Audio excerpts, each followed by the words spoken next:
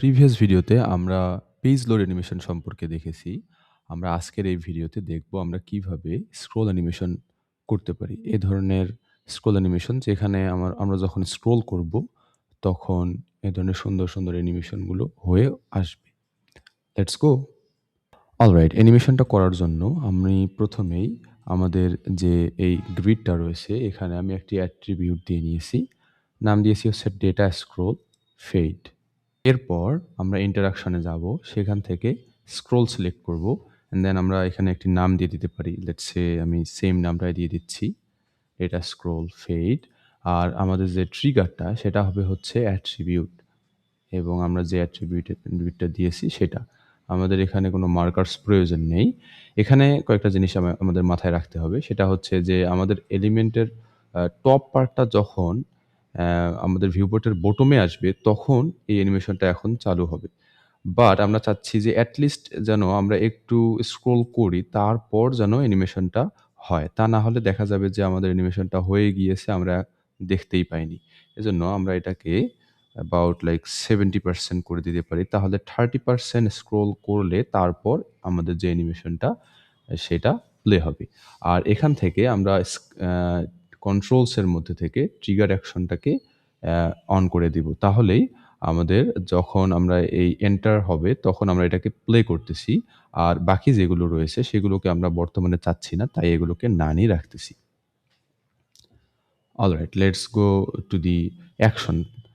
So from the action আমরা চাইলে আমাদের মতো করে অ্যানিমেশনগুলো তৈরি করে নিতে পারি। আমি আবারও স্লাইড ইন আপ এটাকে সিলেক্ট করে নিতেছি। অ্যান্ড দেন আমাদের যে টার্গেটটা সেটা হচ্ছে ইম্পোর্টেন্ট বিষয়। আমি চাচ্ছি যে আমাদের টার্গেটটা হবে হচ্ছে any element of our trigger, but not within আমাদের ডিরেক্ট চিলড্রেন। সো ট্রিগার এলিমেন্টের যে ডাইরেক্ট যে চাইল্ডগুলো থাকবে, সেই এলিমেন্টগুলোকে আমি শুধু ধরতেছি। তাহলেই আমাদের টার্গেটটা সিলেক্ট হয়ে গেল। ডিউরেশনটাকে আমি একটু বাড়ায়ে 0.85 করে নিলাম।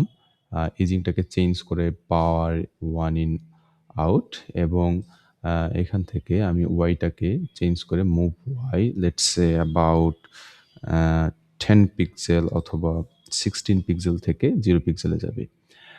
এখন যদি আমরা একটু প্লে করি, তাহলে আমরা দেখব যে এটা এরকম দেখাচ্ছে। Very smooth.